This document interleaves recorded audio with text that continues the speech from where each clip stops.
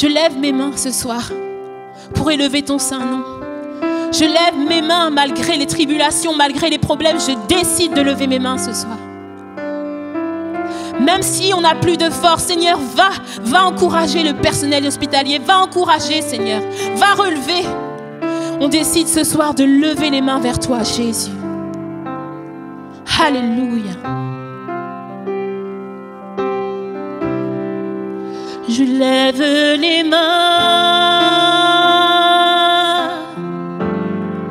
même si je n'ai plus de force.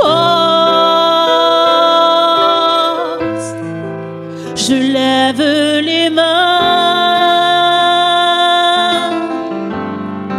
même si j'ai des problèmes. Quand je lève les mains, je commence à sentir une onction qui me fait chanter. Quand je lève les mains, je commence à sentir le feu. Quand je lève les mains, mon fardeau s'envole. De nouvelles forces tu me donnes. Toutes choses sont possibles.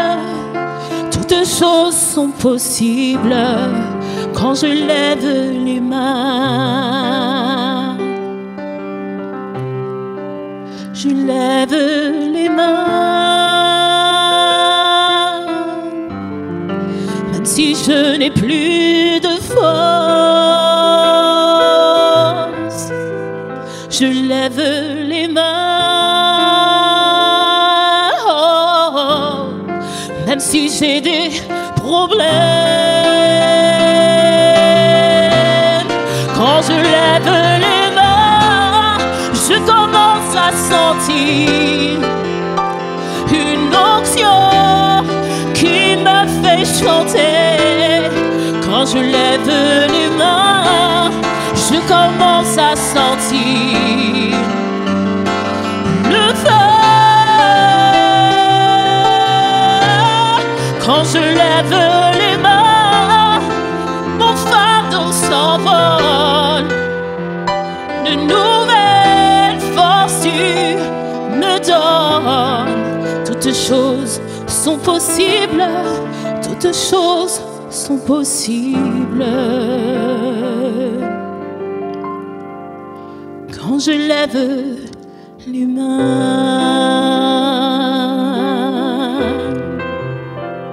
je lève mes mains, je lève mes mains. Alléluia. On sait que tu vas agir, Seigneur. On a toute confiance en toi. Tu es le Dieu puissant, le Dieu capable, le Dieu digne de louange, digne de gloire. Sois élevé, mon Dieu, pour qui tu es. Oui, tu vas agir. Nous proclamons ce soir que tu vas agir. Nous proclamons ce soir que tu vas agir puissamment. La gloire, tout le monde, toute langue confessera que tu es Dieu. On veut garder la foi en toi, Seigneur. Oh. Alléluia. Dieu est capable de faire tout ce qu'il dit, il fera. Il accomplira toutes ses promesses envers toi. Garde la foi en Dieu, il ne t'abandonnera pas. Il fera, oh, oh, oh, oh, il fera, oh, oh, il fera. Dieu est capable, Dieu est capable de faire tout ce qu'il dit, il fera. Il accomplira toutes ses promesses envers toi. Garde la foi en Dieu, non, il ne t'abandonnera pas. Il fera.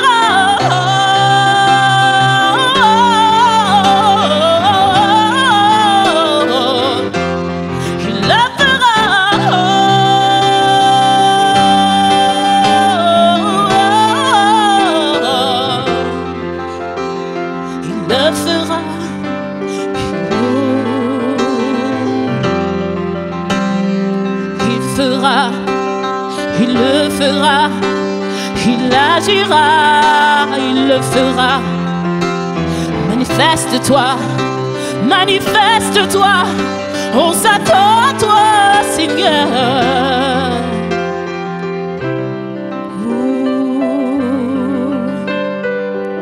Alléluia. Qu'on puisse saisir dans cette minute, cet instant, pour faire monter nos voix vers notre Sauveur, notre Seigneur, en lui disant qu'on a toute confiance en lui. On sait qu'il va agir puissamment. On garde la foi.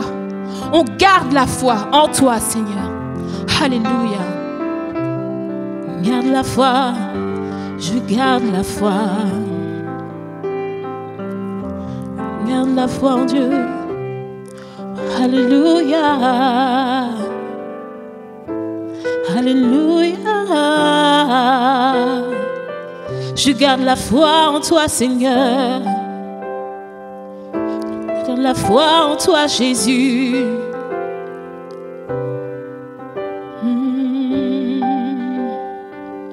Tu agiras. Garde la foi. Alléluia. Garde la foi en Dieu. Garde la foi en Dieu. Il ne t'abandonnera pas.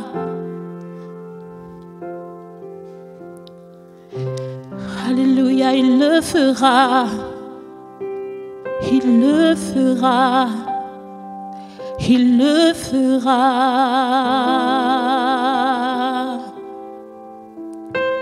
Alléluia, gloire à toi, Jésus.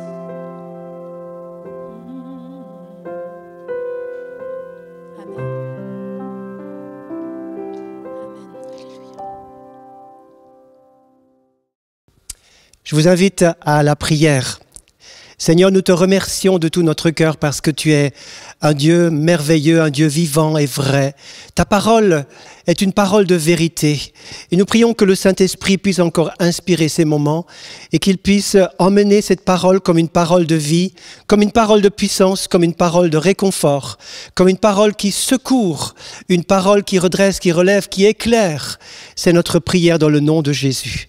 Seigneur, tu es celui qui est au contrôle de toutes choses.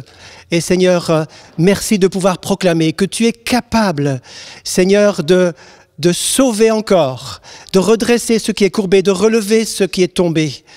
Seigneur, tu es capable d'encourager, de redonner sourire.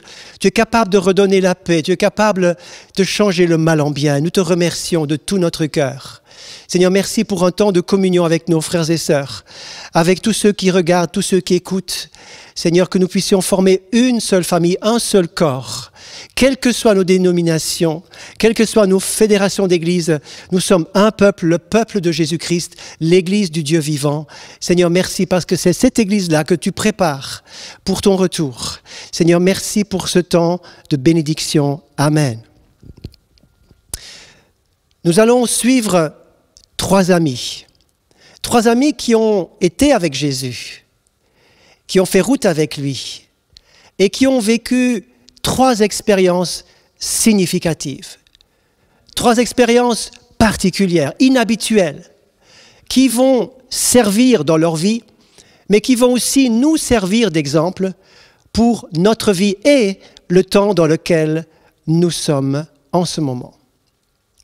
J'ai remarqué dans ces contacts récents que bien des gens sont dans la peur, dans l'angoisse, et que la paix s'est envolée comme un oiseau. Ils ont besoin de retrouver cette paix, ils ont besoin de retrouver cette sérénité.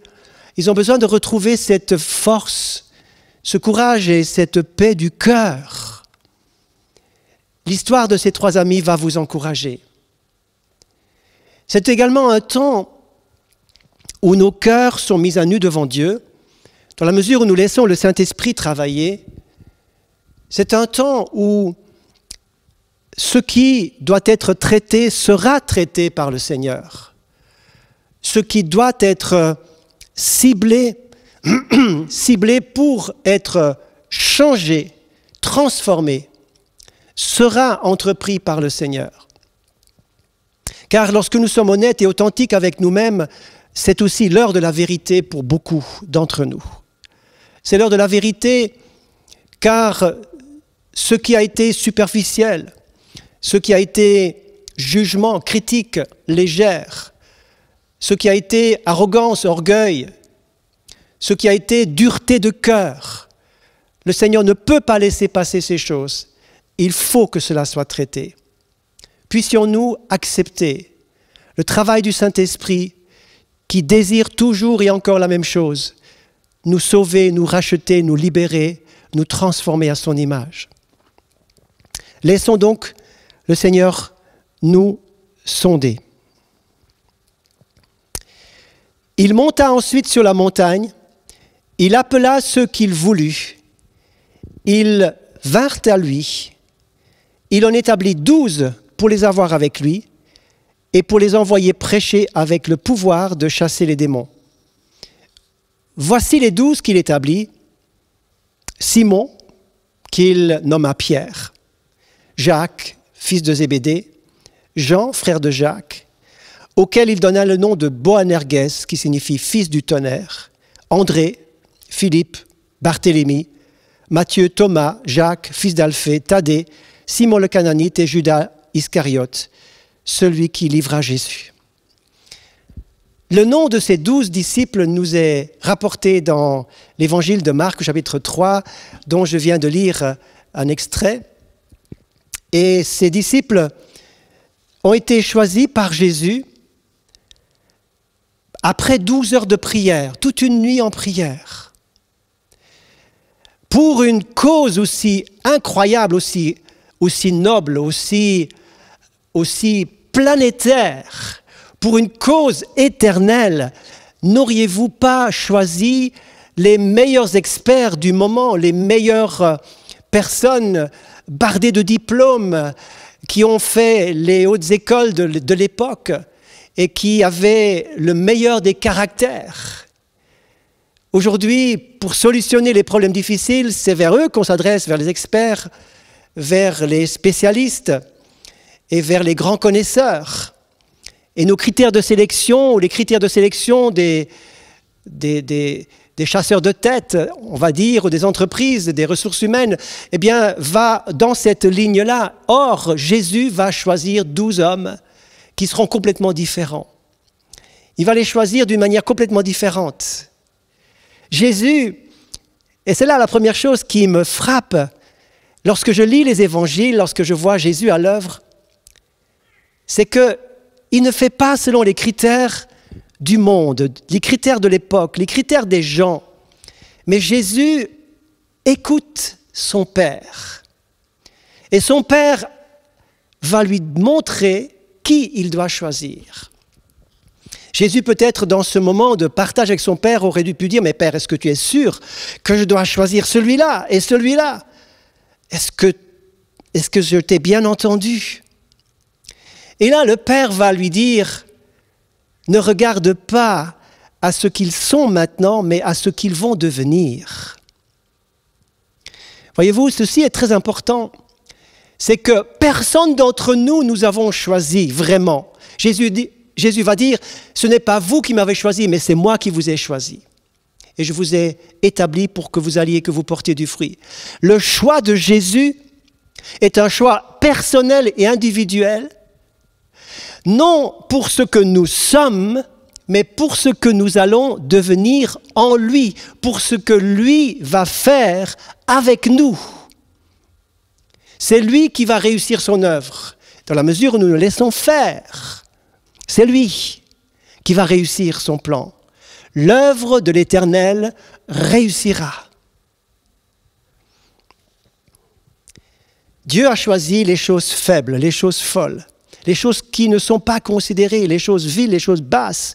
Dieu se plaît à choisir cela pour que entre ses mains, avec un tas de débris, un tas de choses, un argile rempli de pierres et de choses qui ne sont pas propres à l'usage entre les mains de l'artiste, il va en faire quelque chose qui va être une réussite. Jésus va choisir les 12 et il va les choisir individuellement. Ils seront appelés pour être avec lui. Ils vont tous quitter quelque chose pour suivre Jésus et ils vont tous passer des épreuves, des tests, chacun, pour être propres pour le royaume de Dieu et pour la vocation qu'ils avaient reçue. Nous allons donc choisir et nous allons voir 3 parmi eux qui vont faire un chemin tout particulier. Nous connaissons leurs noms, nous connaissons toute une série de choses à leur sujet en lisant les évangiles. Ils vont vivre 3 expériences fortes, nécessaires pour la suite de leur ministère, des découvertes et des révélations qui vont marquer leur vie à jamais. Et j'espère que ce temps de ce partage aujourd'hui puisse également vous permettre de saisir des clés spirituelles pour votre vie de tous les jours qui vont être importantes. 3 fois, nous les voyons seuls avec Jésus. Quand vous regardez les évangiles, vous allez voir qu'à 3 reprises, Jésus va faire la sélection parmi les 12 de Pierre, de Jacques et de Jean. Il va les prendre à part pour 3 expériences marquantes. Je ne vais pas les prendre dans l'ordre de l'évangile, mais je vais les prendre dans un ordre différent. Et je vous invite à me suivre. Dans un jardin, lorsque vous avez été en Israël, peut-être vous avez fait cette promenade depuis le mont, depuis le mont, le mont des Oliviers, pardon. Le mont des Oliviers, vous descendez et vous arrivez, avant d'arriver en vieille ville de Jérusalem, vous vous arrêterez au jardin de Gethsémane. Lorsque nous avons visité ce jardin dans notre dernier voyage qui remonte déjà à longtemps, eh bien, je me rappelle encore d'une chose, c'est que lorsque nous étions dans la file des gens qui rentraient dans la basilique et qui passaient dans ce jardin que l'on dit être le jardin de Gethsémane, les gens pleuraient, beaucoup de gens pleuraient, étaient émus, rien qu'en passant dans ce lieu intime où Jésus, 2000 ans en arrière, était prosterné devant son Père, dans un temps si particulier, en invoquant son Père, à la fin de son ministère terrestre, juste avant sa passion, pour un moment déterminant. Et dans ce moment déterminant, il avait demandé à Pierre, Jacques et Jean, ses 3 amis, ses 3 disciples privilégiés, pour qu'ils soient avec lui dans ce moment clé de son ministère. Car ce moment clé de son ministère, c'était de dire oui à la coupe de douleur, à la coupe de souffrance qui allait être la coupe de délivrance et de rédemption pour nous. Oui à la volonté du Père et non à sa propre volonté. Les disciples devaient donc entendre cela, voir cela, devaient comprendre que pour nous sauver, l'homme de douleur, il fallait le suivre. Il fallait être avec l'homme de douleur. Il fallait suivre l'homme de douleur. Et voici ce qui est dit dans Matthieu 26. Il prit avec lui Pierre et les 2 fils de Zébédée. Il commença à éprouver de la tristesse et des angoisses. Il leur dit, « Mon âme est triste jusqu'à la mort, restez ici, veillez avec moi. » Puis ayant fait quelques pas en avant, il se jeta sur la face et pria, « Père, mon Père, s'il est possible que cette coupe s'éloigne de moi, toutefois, non pas ce que je veux, mais ce que tu veux. » Il vint vers les disciples qu'il trouva endormis. Il dit à Pierre, « Vous n'avez donc pas pu veiller 1 heure avec moi?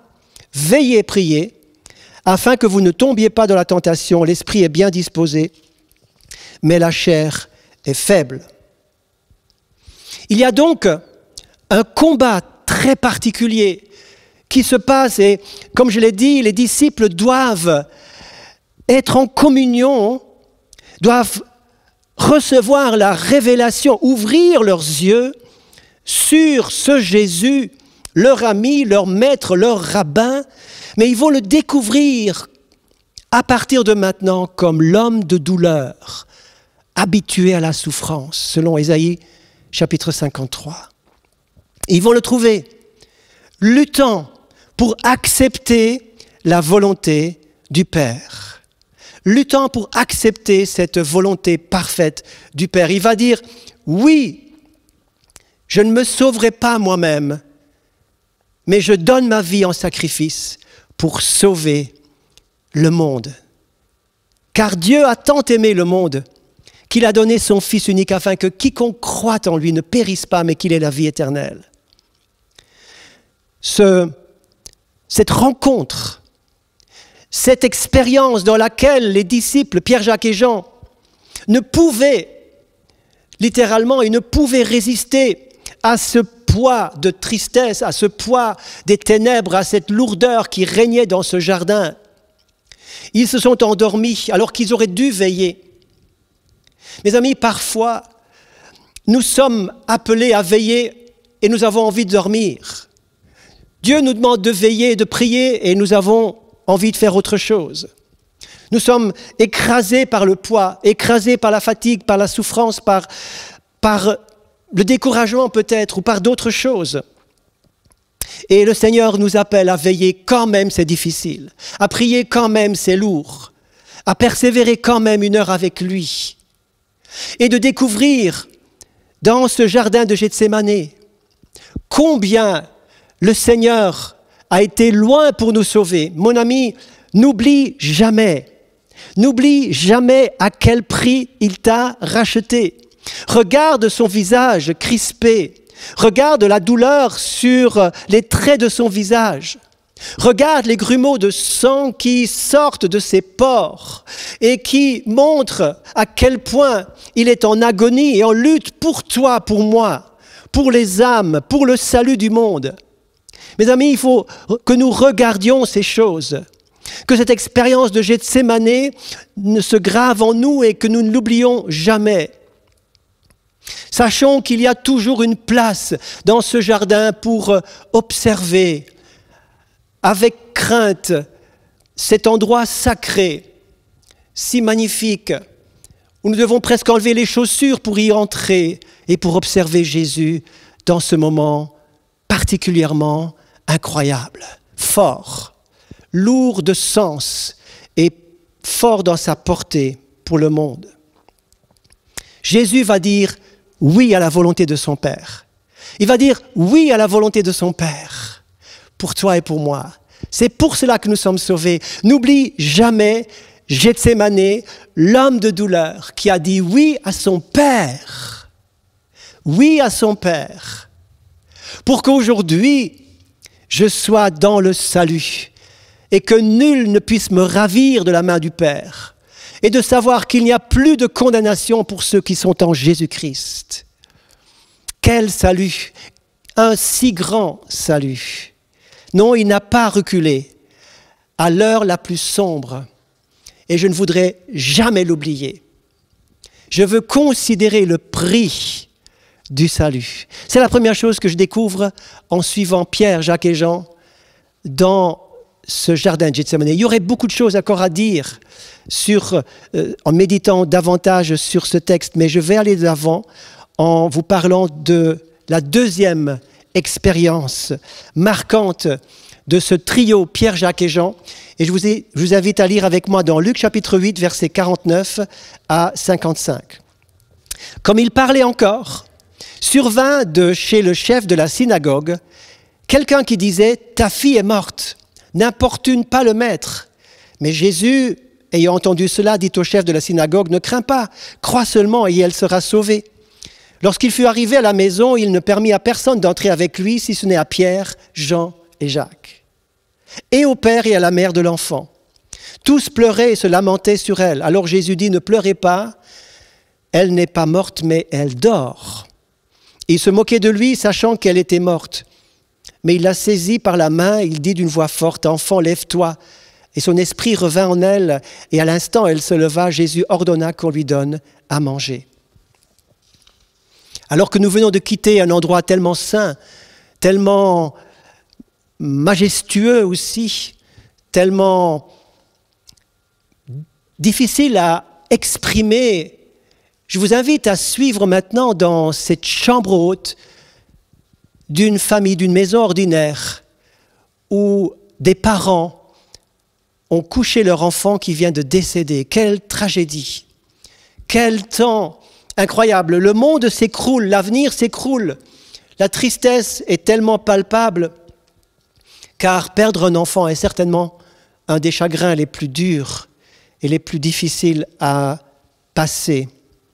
Jésus va impliquer ce trio dans une détresse que vit cette famille.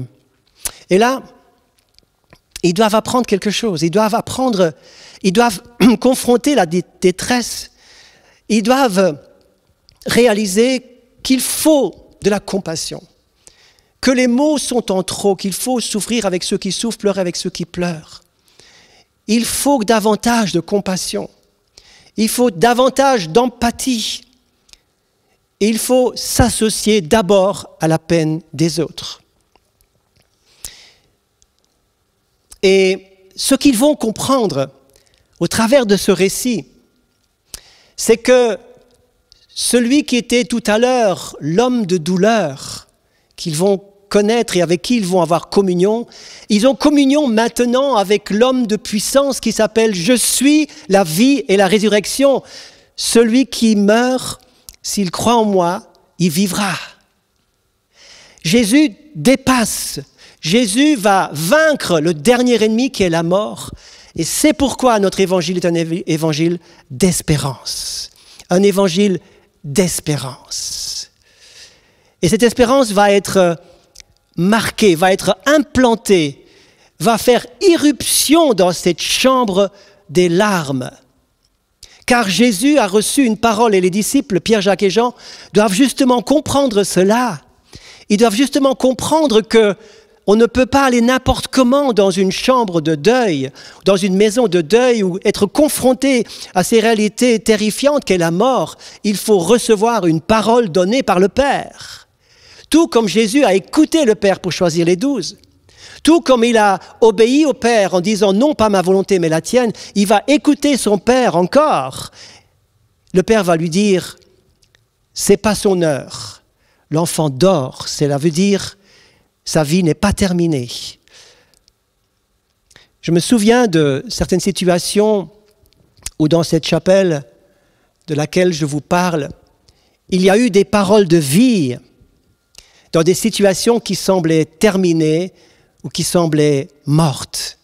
Je me souviens de cette personne qui s'avançait inquiète pour sa santé.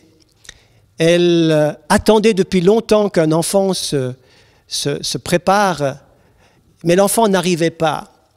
Et un de nos pasteurs est arrivé vers elle et a dit directement « Je vois la vie en toi ».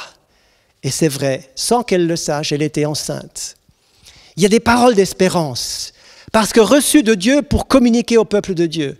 Je pense encore à certaines prophéties qui ont été données, des paroles de révélation, qui ont été vraiment des paroles qui ont encouragé, qui ont été déterminantes pour certaines situations pratiques, ou même des situations de vie, de couple, etc., qui ont été touchées par cette parole et qui ont pu reprendre courage. Je me souviens également lorsque un ami que je connais, que j'ai connu de longue date, qui était malade, et je reçois par un SMS ou par un message qui circulait, nous faisons une chaîne de prière pour la guérison de ce frère, et lorsque je reçois ce message, je sens dans mon cœur que ce frère ne survivra pas à cette maladie. Très peu de temps, il est décédé. Voyez-vous, nous devons entendre ce que l'Esprit dit. Et Jésus, dans cette chambre mortuaire, va entendre ce que le Père va lui dire. Il ne va pas écouter les cris, les larmes. Il ne va pas écouter l'insistance des parents. Il va juste écouter son Père. Et les disciples vont apprendre cela. Il faut écouter Dieu. Écouter Dieu. Ceci est fondamental dans le temps dans lequel nous sommes. Il nous faut écouter Dieu. Parfois il dit oui, parfois il dit non, mais il faut l'entendre. Il faut l'écouter. Cela ne dépend pas de nous, c'est son choix, c'est sa volonté, c'est lui qui contrôle, c'est lui qui est Seigneur des Seigneurs. Alors ce trio qui va voir Jésus, celui qui est la résurrection, la vie en action, il va par sa puissance relever de la mort, faire ressortir de la mort cette petite fille pour la redonner à ses parents. Et ici, j'aimerais vraiment accentuer ce moment que j'appellerais le moment de la foi. Au milieu de la détresse la plus forte, il nous faut la foi. Au milieu de la souffrance la plus intense, il nous faut la foi, la confiance basée, qui adhère aux promesses du Père, aux promesses du Seigneur. La foi est indispensable. Ne pas être submergé, influencé par ce qu'il y a autour, mais recevoir la foi pour la mettre en action. Et Jésus ne va pas prier, il va juste ordonner à cette jeune fille de se lever. Cette foi qui brise les ténèbres, qui est la source d'espoir pour aller de l'avant. Je pense à cette parole de Jean chapitre 4, verset 48. Jean chapitre 4 et verset 48, nous y sommes. Jésus lui dit, « Si vous ne voyez des miracles et des prodiges, vous ne croirez pas. » L'officier du roi lui dit, « Seigneur, descends afin que mon enfant meure. » Va, lui dit Jésus, ton fils vit. Et cet homme crut à la parole que Jésus lui avait dite et il s'en alla. Comme il descendait, ses serviteurs venaient à sa rencontre, lui apportèrent cette nouvelle, ton enfant vit. Je reviens à cette parole au verset 50 du chapitre 4. Cet homme crut à la parole que Jésus lui avait dite et il s'en alla. Il a pris cette parole, il l'a serrée dans son cœur, il a pris cette parole de Jésus, il est parti avec, il l'a répétée, il l'a proclamée, il l'a juste serrée dans son cœur, il a rempli son esprit de cette parole de Jésus, il est parti avec parce qu'il savait qu'elle était vraie, qu'elle allait se réaliser. Saisissez cette parole de Dieu, recevez une parole pour vous dans votre situation. Et partez avec, accrochez-vous, prenez cette parole, gardez-la comme une autorité suprême, au-dessus de toutes les autres paroles, placez la parole de Dieu, elle doit être supérieure aux autres paroles, elle doit être la première, elle doit être celle qui reste, celle qui nous porte sur la route lorsque nous rentrons chez nous, et nous verrons les choses s'accomplir. La troisième et dernière situation où je vous demande de suivre Pierre, Jacques et Jean est une découverte incroyable qu'ils n'ont jamais vue, que les autres ne verront pas. Et pour cela, je vous demande de lire chez vous le texte soit dans Matthieu, soit dans Luc, le récit de la transfiguration, où Pierre, Jacques et Jean vont être invités à monter plus haut. Ils ne vont plus monter dans le jardin de Gethsémane, ils ne vont plus monter dans la chambre haute de cette fille décédée, mais ils vont monter sur une haute montagne. Et là, encore une fois, le texte nous dit, lorsque vous lirez dans Matthieu, ils vont avoir de la peine à rester éveillés, comme dans le jardin de Gethsémane, tiens, par hasard. Ils vont avoir de la peine à être éveillés, mais ils se tenant éveillés, ils virent la gloire de Jésus. Sur cette montagne, soudain, Jésus en prière va être transfiguré. Ses vêtements brillent comme le soleil. Son visage brille comme la lumière, une lumière éclatante. Les disciples vont être stupéfaits de ce panorama qui se dresse devant eux, devant cette expérience. Ils ont dû se pincer pour voir s'ils ne rêvaient pas, tellement que c'était extraordinaire et unique. En plus, ils voient Élie et Moïse qui apparaissent et qui se mettent à converser, à parler entre eux. Et ils sont tellement stupéfaits qu'ils veulent rester sur la montagne. Pierre va dire, est-ce qu'on ne peut pas construire 3 tentes et puis rester là? Mais il va falloir redescendre dans la vallée. Je lis dans Hébreux chapitre 1, où il est dit, après avoir autrefois, à plusieurs reprises et de plusieurs manières, parlé à nos pères par les prophètes, Dieu, dans ces derniers temps, nous a parlé par le Fils qu'il a établi, héritier de toutes choses, pour lequel il a aussi créé le monde et qui étant, écoutez, le reflet de sa gloire et l'empreinte de sa personne. Nous sommes en communion. Nous l'avons été avec l'homme de douleur et puis avec celui qui s'appelle la vie et la résurrection. Maintenant, nous sommes en contact avec celui qui est le reflet de la gloire, celui qui est la gloire, celui qui est dans la gloire et celui qui nous entraîne derrière lui et qui prépare la gloire pour ceux qui lui appartiennent. Donc ce rendez-vous sur cette montagne sainte, cette montagne de la transfiguration va tellement les marquer, ils vont tellement dire « ça c'était quand même une expérience unique » que dans la deuxième lettre de Pierre, je lis dans Pierre 1,16, Pierre va se rappeler bien des années plus tard, il va retranscrire dans sa lettre ces mots que je vous lis. Ce n'est pas en effet en suivant des fables habilement conçues que nous avons fait connaître la puissance et l'avènement de notre Seigneur Jésus, mais c'est comme ayant vu sa majesté de nos propres yeux, car il a reçu du Père l'honneur, la gloire, quand la gloire magnifique lui fit entendre cette voix qui disait « Celui-ci est mon Fils bien-aimé, en qui j'ai mis toute mon affection. » Et nous avons entendu cette voix venant du ciel lorsque nous étions avec lui sur cette sainte montagne.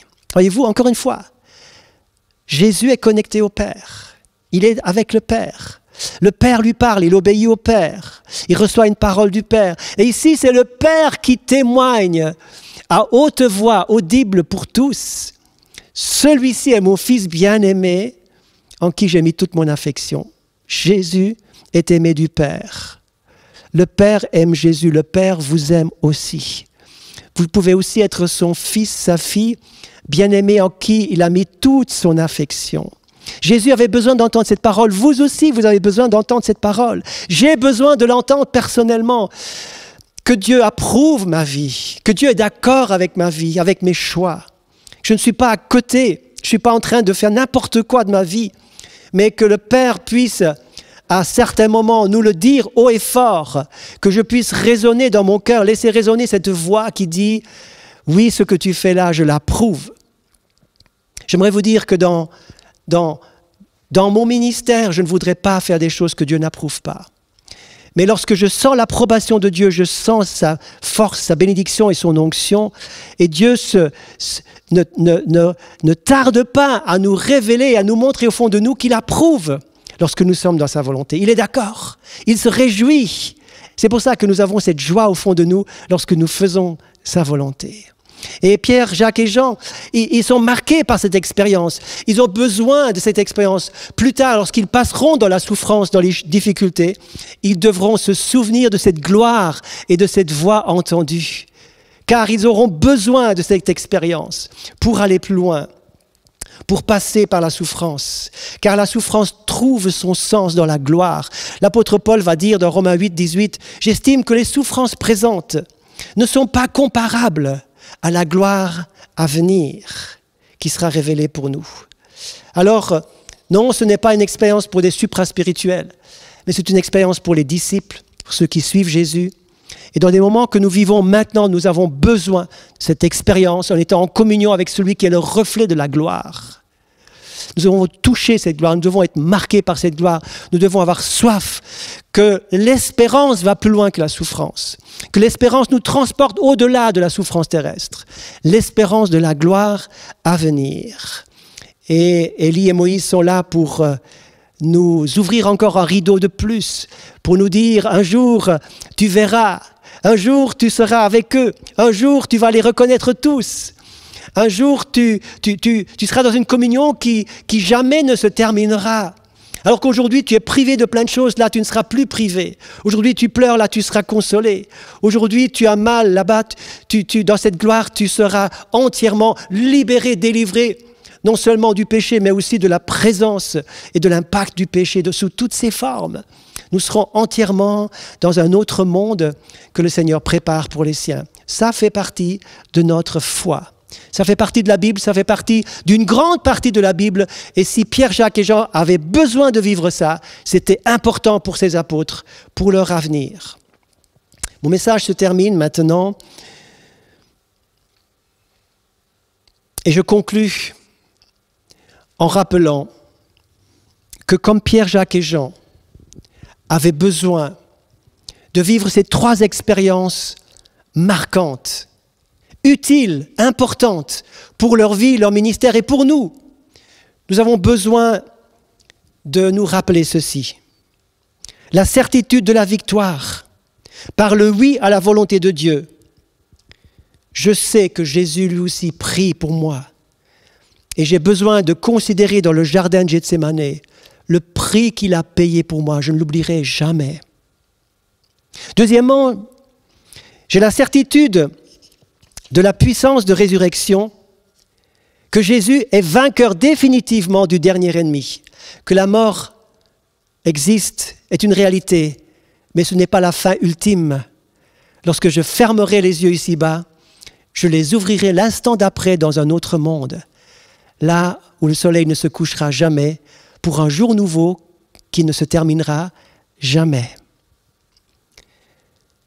Et une dernière chose que je n'ai pas dit dans ce récit de la jeune fille qui a été ressuscitée par Jésus, c'est que j'ai besoin de voir des enfants rendus à leurs parents.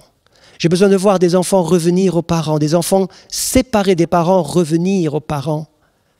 C'est ça que j'ai besoin de voir. Et je veux le croire. La puissance de Jésus est efficace et suffisante pour toutes ces situations auxquelles peut-être vous pensez à l'instant. Et troisièmement, la certitude de la victoire, la puissance de la vie et de la résurrection, c'est la certitude de la gloire à venir, car Jésus va se révéler comme tel. Et j'ai besoin également de voir sa majesté de mes yeux. J'ai besoin de voir la gloire, que quelque part, la gloire habite aussi en moi par le Saint-Esprit, et que je ne puisse jamais oublier ce qui m'attend, afin de prendre courage ici-bas. Le prix est payé. Gethsémane concerne mon passé. La puissance est là, ça concerne mon présent. La gloire est à venir, cela concerne mon futur. Que le nom du Seigneur soit béni. Merci de me suivre maintenant pour juste une prière finale à ce message. Seigneur notre Dieu, nous te bénissons, nous te remercions, parce que tu es vivant et je sais, Seigneur, que cette expérience de Pierre, de Jacques et de Jean n'était pas juste des expériences comme ça mentionnées au hasard dans les évangiles, mais que ce qu'eux ont vécu était important pour leur avenir et déterminant aussi pour notre marche avec toi. Je prie que ta parole rejoigne, encourage, fortifie la foi de chacun d'entre nous. Nous puissions croire, espérer, nous puissions aussi nous souvenir ce que tu as fait pour nous et ne jamais oublier à quel prix tu nous as sauvés. Je te demande de bénir tous ceux qui m'ont écouté, de les rejoindre maintenant et de toucher leurs besoins et de les encourager à l'instant même au nom de Jésus. Amen. Merci de m'avoir suivi. Soyez tous bénis et je me réjouis de vous retrouver bientôt pour un autre message. Restez sur notre chaîne ergenève.ch, sur YouTube et sur les autres sites où nous sommes présents. Que Dieu vous bénisse et à bientôt.